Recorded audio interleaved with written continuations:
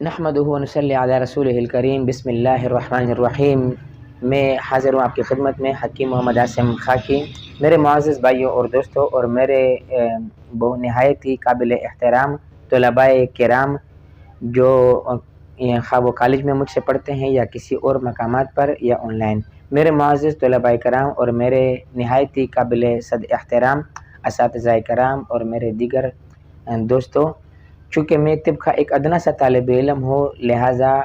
طبعاً یقیناً مجھ سے غلطیاں ہو سکتی ہے۔ جہاں بھی میری غلطی ہو تو آپ کمنٹ میں میری اصلاح کر سکتے ہیں۔ میری طبیعت ان میں سے نہیں ہے کہ مجھے آپ سے شکوہ ہو یا کوئی وہ ہو، بلکہ میں آپ لوگوں کا نہایت ہی تہ دل سے مشکور رہوں گا انشاءاللہ۔ تو میرے معزز بھائیو دوستوں، جس طرح ہم نے کہا تھا مزاج کے حوالے سے ہمارا تیسرا سبق ہے مزاج کے اقسام۔ جس طرح ہم نے پڑھا تھا کہ مزاج کی دو اقسام ہے، طبعی اور غیر طبعی۔ تو طبعی مزاج میرے معزز بھائیو دوستو ایک طبعی ہے اور ایک غیر طبعی ہے۔ پھر غیر طبعی مزاج وہ اس کی ایک قسم یہ ہے کہ مفرد ہے اور ایک مرکب ہے۔ مفرد کی بھی 4 قسمیں بنتی ہیں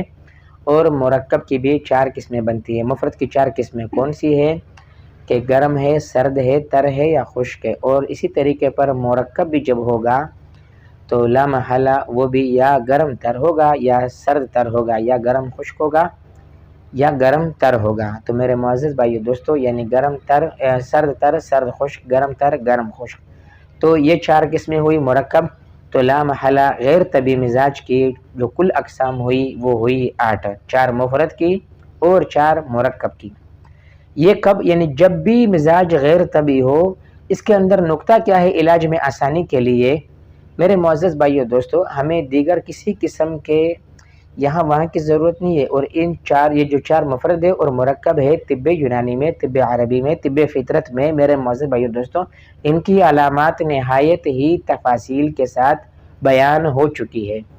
اور ہر مرض کے ساتھ ہر حوالے سے، ہر خلط کے اعتبار سے، ہر کیفیت کے اعتبار سے، حتیٰ کہ انفعالات کے اعتبار سے بھی، جو ہمارے نفسیاتی مسائل ہیں ان کے حوالے سے بھی یہ بیان ہو چکا ہے کہ یہ کس مزاج کے غیر طبعی ہونے پر ہوا کرتا ہے یا اس کا کس مزاج کے ساتھ تعلق ہے۔ جب ہم نے اس طریقے پر یہ سمجھ لیا تو میرے معزز سامعین کرام، تو اب یہ ہے کہ ہمیں آسانی ہوگی کہ اس کا مزاج اگر غیر طبعی ہے تو غیر طبعی میں کون سے مزاج کا غلبہ ہے، اور پھر اس کو دور کرنے کے پھر 4 طریقے ہوا کرتے ہیں، بالمثل کے اس کو طبیعت پر لوٹانے کے، بالضد کے، بالامالہ کے یا بالجذب کے۔ انشاءاللہ العزیز آگے اس کا پھر مزید آگے پڑھیں گے، لیکن اس سے قبل اب یہ ہم آتے ہیں مزاج طبیعی کی طرف۔ تو میرے معزز بھائیو دوستو، ہر چیز کو اس کائنات میں جو مزاج عطا کیا گیا ہے وہ اس کے لیے طبیعی ہے، اور اس طبیعی مزاج کے پھر مزاج طبعی کے پھر 4 اقسام بن جاتی ہے۔ اس میں سے سب سے پہلے جو مزاج طبعی ہے وہ کیا ہے کہ مزاج طبعی باعتبار نوع کے، اب حیوانات کے اندر انسان ایک نوع ہے، پھر اس کی 2 قسمیں بنتی ہے، الی الخارج الی الداخل۔ تو انسان کا مزاج جو ہے یہ دیگر حیوانات کے مقابلے میں اس نوع انسان کو جو مزاج عطا کیا گیا، جس میں اس کے اپنے انسانیت کے افعال بہتر طریقے سے ادا ہو سکتے ہیں، تو یہ مزاج طبیعی ہے۔ میرے معزز سامعین کرام، یہاں پر قابل غور بات ایسی ہے کہ تھوڑے سے ہم ظاہر سی بات ہے کہ ہمارا دین بھی دین فطرت ہے، لہٰذا فطرت کی چادر سے نہ تو ہم روگردانی کر سکتے ہیں، نہ ہم اس چادر کے سائے سے خود کو کبھی بھی نکال سکتے ہیں۔ ہم کتنا بھی بھاگ لے، کتنا بھی دوڑ لے، تو فطرت کی چادر سے یا فطرت کے سائے سے ہم اپنے آپ کو نہیں نکال سکتے۔ تو میرے معزز بھائیوں دوستو، اب رہی بات کہ جس طرح میں نے عرض کیا تھا کہ کسی شاعر نے نہایت ہی خوب انداز میں انسان کی تعریف کی ہے کہ وَمَا سُمِّيَ الْإِنسَانُ إِلَّا لِأُنْسِهِ وَلَا الْقَلْبُ إِلَّا أَن يَنْقَلِبَ، کہ نہیں نام رکھا گیا انسان کا مگر انس کی وجہ سے۔ تو یہاں پر تشخیص کے لیے ایک ادنا سا پہلو آپ کے سامنے رکھ دوں کہ جو انسان جس میں انس دوسرے انسانوں سے جس حد تک زیادہ ہوگا، وہ انسان اس حد تک اعتدال حقیقی کے قریب ہوگا، چونکہ اعتدال حقیقی کا بعینی ہی وجود محال ہے، اور اعتدال حقیقی کے انسان کے قریب مزاج انسان کا ہے، اور انسانوں میں پھر مزید قریب، لہٰذا اسی لیے آقا نامدار صلی اللہ علیہ وسلم، محمد عربی صلی اللہ علیہ وسلم کا مزاج اس بنی نوع آدم میں سب سے زیادہ اعتدال کے قریب، اور وہی ایک ذات ہے، یعنی کہ اللہ رب العزت کے بعد جو رحمت للعالمین کے جس کے سینہ مبارک میں تمام عالموں کے لیے رحمت کے سرچشمے پھوٹتے تھے۔ تو میرے معزز بھائیوں اور دوستوں، یہ واحد وہی ذات، اب ظاہر سی بات ہے کہ ان کا اتنا بڑا جو مقام ہے وہ ان عالمین کے لیے رحمت ہونے کے باعث اللہ رب العزت نے عطا کیا۔ تو اگر ہم بھی اپنے پیارے آقا نامدار صلی اللہ علیہ وسلم کے قریب ہونا چاہتے ہیں تو لا محالہ ہم نے بھی اپنے اندر دوسروں کے لیے رحمت بننے کا یعنی الانسانوں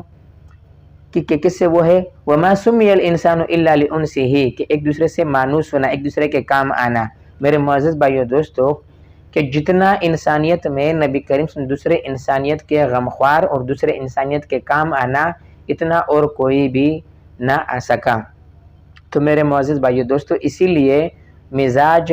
نوعی میں الی الخارج کہ دوسرے انواع کے مقابلے میں انسان کا مزاج اعتدال کے قریب ہے، اور پوری انسانیت میں معتدل حقیقی کے قریب وہ آقا نامدار صلی اللہ علیہ وسلم کا مزاج ہوا۔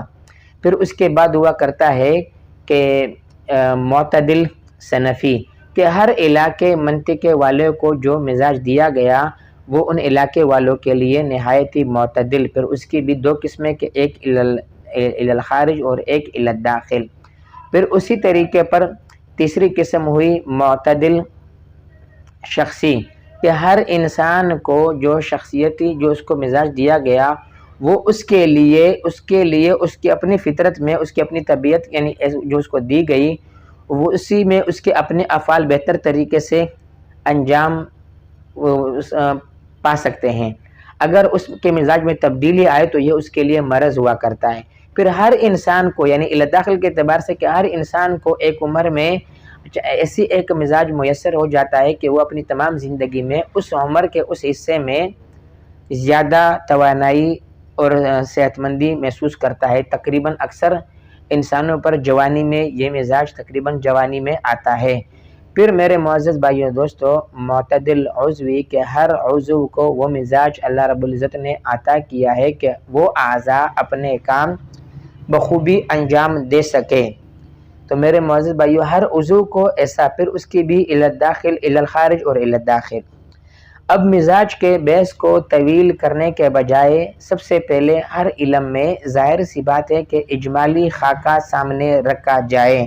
اجمالی خاکہ کے سامنے رکھنے سے جو اس علم کے شائقین ہوا کرتے ہیں، جو اس کے قارئین ہوا کرتے ہیں، جو وہ علم کو پڑھتے ہیں اور جو سمجھتے ہیں، تو ان کو بخوبی اندازہ ہو جاتا ہے کہ آیا یہ جو چیز اگلا ہمارے خدمت میں پیش کر رہا ہے، آیا یہ چیز قابل سماعت، قابل غور، قابل قیمت، قدر قیمت یعنی اس کی قابل وقت ہے یا نہیں ہے۔ تو اس کے بعد طلباء پر چونکہ اس کے یہ مصطلحات جو ہے طب فطرت کے یا طب یونانی کے یا طب عربی کے، تو میرے معزز بھائیوں دوستو، چونکہ اس کی جو اصطلاحات ہے وہ لا محالہ کچھ باری ہوا کرتی ہے مبتدئین پر، لیکن یہاں پر نہایت ہی معذرت کے ساتھ ایک چھوٹی سی بات آپ لوگوں کی خدمت میں عرض کر دوں کہ ہم کھاتے پیتے تو پاکستان کا ہے لیکن گیت گاتے ہیں کہیں اور کا۔ اس پاکستان کی قومی زبان اردو ہے، اور اردو ایک لشکری زبان ہے، کئی زبانوں سے ملی ہوئی زبان ہے۔ میرے معزز سامعین کرام، اس فن کے جو اصطلاحات ہے وہ لا محالہ اردو زبان میں ہے، اور اردو زبان کا ہمارے اوپر حق ہے۔ اور کچھ آنے والے ابھی ان دنوں میں ایک نیا فتنہ کہ اردو کو قومی زبان کیوں بنایا گیا، ہمارے قائد محمد علی جناح رحمۃ اللہ علیہ نے نعوذ باللہ ہمارے اوپر گویا کہ ظلم کیا، لیکن ظلم نہیں کیا، بلکہ اردو جو زبان ہے یہ لشکری زبان ہے، کئی زبانوں سے ملی ہوئی زبان ہے۔ تو لا محالہ اردو کا طالب علم جس نے اردو کو سیکھا سمجھا تو اس کے لیے کتنی بڑی سعادت کی بات ہوئی کہ گویا کہ اس نے کئی زبانوں کے کئی سارے حصوں کو سیکھ لیا ہے۔ اب وہ کسی بھی زبان کو سیکھنے کی کوشش کرے گا تو لا محالہ اس کے لیے وہ زبان سیکھنا آسان ہو جائے گا۔ الحمدللہ اللہ کے فضل و کرم سے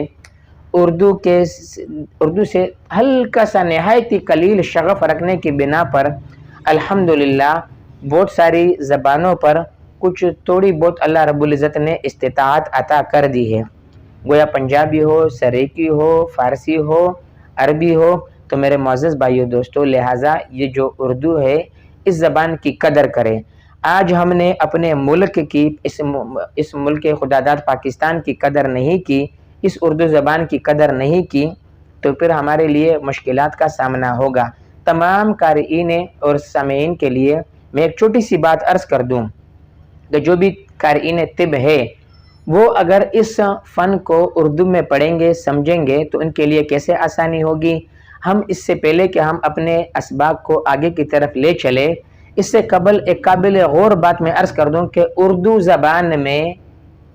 جس کو عربی میں حما کہتے ہیں، انگلش میں فیور کہتے ہیں اور فارسی میں تپ کہتے ہیں، لیکن اردو زبان میں اس کا نام بخار رکھا گیا ہے۔ اب اگر ہم کسی بھی زبان میں اس کو سمجھنے کی کوشش کرتے ہیں تو جس خوبی سے اردو میں ہم سمجھ سکتے ہیں کسی اور زبان میں نہیں سیکھ سکتے، حتیٰ کہ پشتو میں بھی نہیں سیکھ سکتے۔ میرا تعلق جنوبی وزیرستان سے مسعود قبائل سے ہے، میری اپنی زبان مادری زبان پشتو ہے۔ پشتو کی زبانوں میں ایک قسم جس کو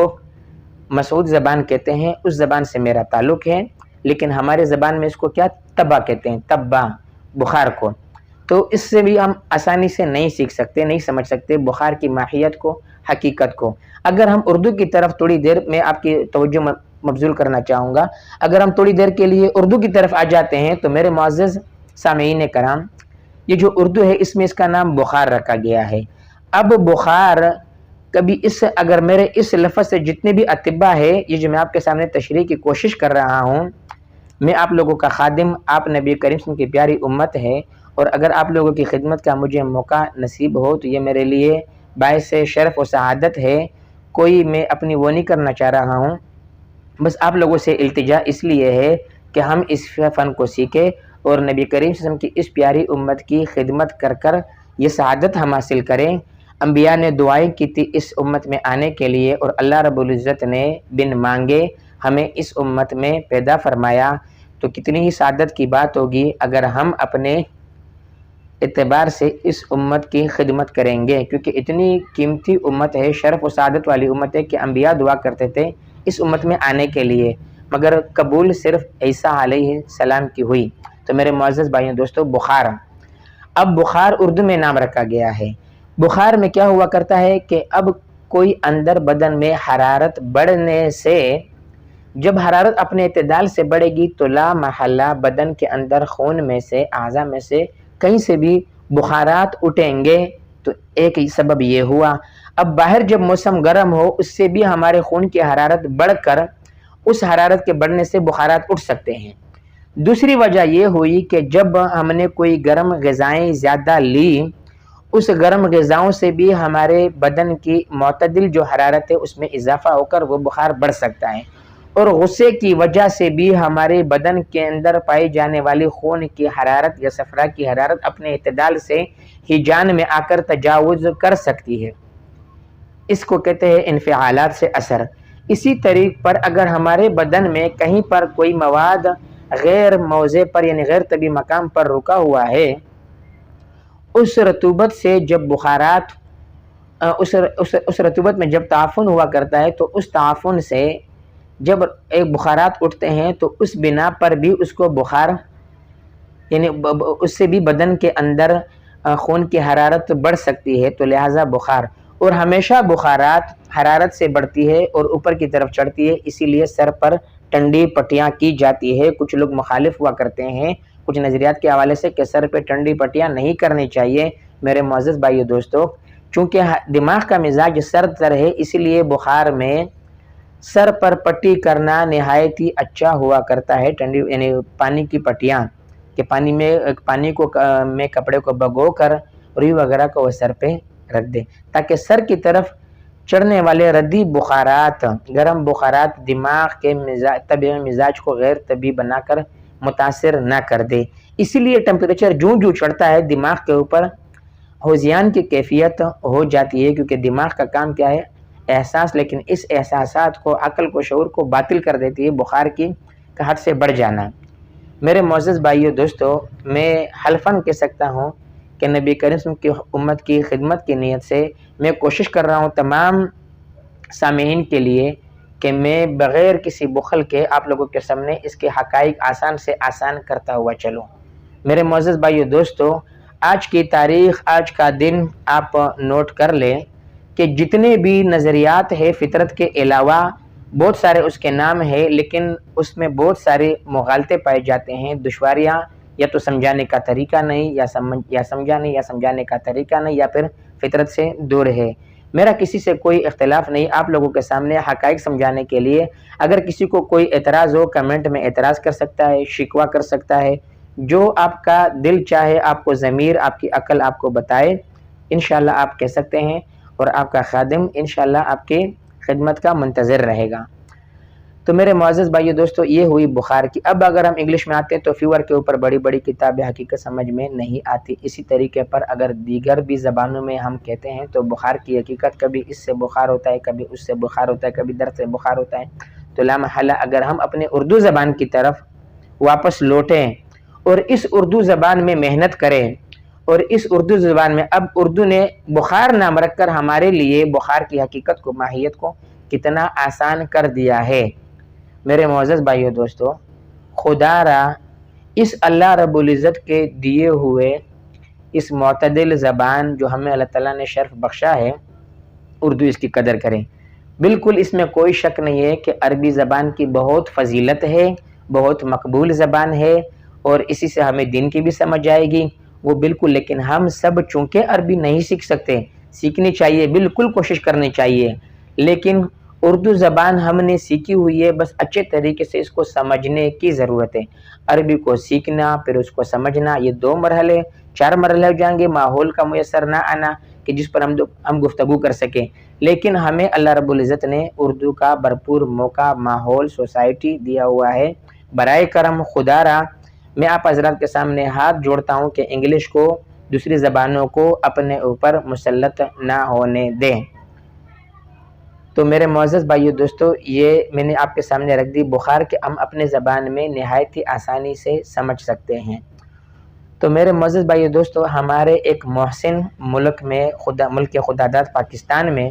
جس کو بہت سارے اتباعوں کے گروہ نے یعنی کچھ گزر چکے ہیں، کچھ آئے ہیں، اور کچھ ابھی بھی برا بلا کہتے ہیں، حکیم سعید شہید رحمۃ اللہ علیہ پاکستان کے وہ واحد محسن ہے کہ جنہوں نے حتی الوسع ان علوم کو، ان قیمتی علوم کو اردو زبان میں، ہماری قومی زبان میں پرونے کی بھرپور کوشش کی۔ شاید کہ ایسی کوشش کسی نے نہیں کی ہو، لیکن کیوں ہم اتنے بے مروت ہو چکے ہیں، کیوں ہم ایسے ہو چکے ہیں، بے قدر ہو چکے ہیں کہ ہم اپنے محسنین کا قدر نہیں کرتے۔ یہ ہمارے لیے نہایت ہی صد افسوس کی بات ہے، اور کسی بھی کی اس میں اتنے غلو کرنا۔ تو میرے معزز بھائیو دوستو، ہمارے یہ وہ لوگ ہیں کہ جنہوں نے اپنی طرف سے بھرپور کوشش کی، لیکن ہم نے ان کی قدر نہیں کی۔ اگر آپ میری آج بھی آپ تمام حضرات سے مطالبہ ہے کہ میں آپ لوگوں کا خادم ہوں، کچھ بھی نہیں چاہیے، آپ لوگ اپنے خدمت کا موقع مجھے دیں، میں اسی کو اپنے لیے شرف و سعادت۔ تو اگر آپ چاہتے ہو کہ ہمارے ملک اسلام کی، اسلامی جمہوریہ پاکستان کی بقا ہو، ارتقاء ہو، ترقی ہو، نشو و نمو ہو، اور قوم بنے، وہ واحد ہی ایک حکیم سعید شہید رحمۃ اللہ علیہ تھے جو قوم بنانا چاہتے تھے۔ کسی کے اندر وہ جذبہ میں نے نہیں دیکھا۔ تو میرے معزز بھائیو دوستو، آج بھی موقع ہے، ہم آپس میں ایک امت بن کر اکٹھے ہو جائے، آپس میں متفق ہو جائے، اور محنت اور جدوجہد کریں، اور پرانے علوم کی قدر کرے۔ حکمت کی وہ پرانی کتابیں جو پاکستان میں ردی کے ٹکڑوں میں مل جاتی ہے، کہیں اور آپ کو میسر نہایت بڑی قیمتیں دے کر بھی نہیں ملیں گی، اس کی قدر کریں، اس کو دوبارہ محفوظ کریں، اس کو دوبارہ سمجھنے کی کوشش کریں۔ میں حلفاً کہتا ہوں کہ اگر آپ لوگ خدمت کا موقع دو گے، انشاءاللہ العزیز، اگر کسی کو کوئی بھی شکوہ ہو تو انشاءاللہ جواب دینے کے لیے انشاءاللہ حاضر ہوں۔ میرے معزز بھائیو دوستو، علم الادویہ پرانے زمانے کے اصول، منطق، فلسفی کے اعتبار سے اور فطری دلائل کے اعتبار سے، عقل کے اعتبار سے اس کو سمجھیں گے انشاءاللہ۔ میں اپنی طرف سے کوئی بخل نہیں کروں گا، حقیقت آپ کے سامنے۔ لیکن اگر آپ کے اندر جذبہ اور طلب اور وہ ہے، میں نے جو آپ کے سامنے عرض گزارش کی ہے، اگر آپ لوگوں میں یہ جذبہ ہے، اور اس کے لیے کوئی ضروری نہیں ہے کہ کوئی طبیب ہو تو سیکھ سکتا ہے، جو اردو زبان کے صحیح سمجھنے والے ہیں۔ اس میں عرض کردہ چلوں کہ جو مدارس سے فاضل یعنی متخرج علماء ہے، جن کا جو علوم اسلامیہ پاکستان سے، وفاق المدارس پاکستان سے، یا ہمارے دیگر مسالک کے جو مدارس ہے، خواہ وہ اہل حدیث کے مکتب سے ہو، خواہ وہ میرے معزز بھائیوں دوستو بریلوی مسلک کے مدارس سے فارغ التحصیل ہو، ہم سب ایک نبی کریم صلی اللہ علیہ وسلم کی امت ہے۔ میرے معزز بھائیو، خدا کی قسم ہمیں نبی کریم صلی اللہ علیہ وسلم امت چھوڑ کر گئے تھے، مسلک بنا کر نہیں چھوڑ کر گئے تھے، اور تفرقہ کرنے والے گویا کہ نبی کریم صلی اللہ علیہ وسلم کی مشن میں رکاوٹ ڈالتا ہے، بلکہ جوڑ پیدا کرنا، ہم ایک امت بن کر رہے ہیں۔ تو اگر وہاں کے بھی جو فضلاء ہے، چونکہ ان کو فارسی عربی سے تھوڑا زیادہ شغف ہوا کرتا ہے، اردو کو لہٰذا وہ زیادہ سمجھتے ہیں، کیونکہ وہ کئی زبانوں میں وہ وسعت رکھتے ہیں، عبور رکھتے ہیں، تو لہٰذا ان کے لیے پرانی زمانہ کتابوں کی اردو سمجھنا آسان، اصطلاحات آسان۔ تو میں گزارش کروں گا کہ ہمارا کوئی اختلاف نہیں ہے، آپس میں ہم ایک ہو کر اس فن کے، اس علم کی ارتقاء کے لیے ایک ہو اور سیکھے اور دوسروں کی خدمت کا موقع۔ رزق کا وعدہ اللہ تعالیٰ نے کیا ہے، لیکن جنت کا وعدہ اس انسانیت کی قدر اور خدمت پر ہے۔ یہ ہم کریں گے تو انشاءاللہ العزیز اللہ رب العزت ہمیں دنیا میں بھی کامیاب اور سرخرو کرے گا، اور آخرت میں بھی۔ اللہ رب العزت مجھے ریاکاری سے بچائے، آپ لوگ آمین کہیں گے تو اللہ رب العزت میری بھی حفاظت فرما دیں گے، اور ہم سب کو اللہ رب العزت اپنا سچا عبادت گزار بنا دے، اور نبی کریم صلی اللہ علیہ وسلم کا سچا امتی بنا دے، جو اس امت کو جوڑنے والے ہو، توڑنے والے نہ ہو۔ وآخر دعوانا الحمدللہ رب العالمین۔ السلام علیکم ورحمۃ اللہ وبرکاتہ۔